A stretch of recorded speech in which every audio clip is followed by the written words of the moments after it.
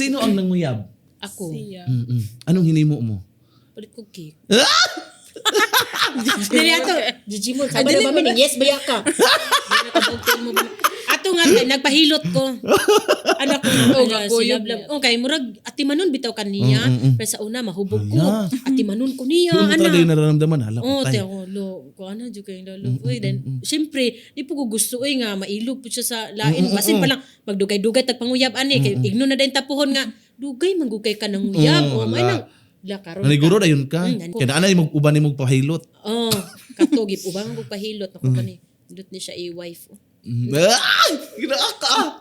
Tapos pagpanguyab mo, nagdala ka na ng cake. Dito mi sa maigis anak ko nga. Naghulat man ko sa maigis, nag-order ko. Oo, nag-order siya sa maigis. Tapos ako ning adto ko kuan palit ko cake, gitaguan pa na ako dito sa kilid kay naam siya dito sa counter. Then pag kuan na niya, pag wala na siya kabantay, giplaster na ako dito sa kuan kay hilig-hilig mo kay kog moto ka ng pagbalik niya na cake, then gibasan niya nga na ano na siya ba? O ikayo. Ano siya?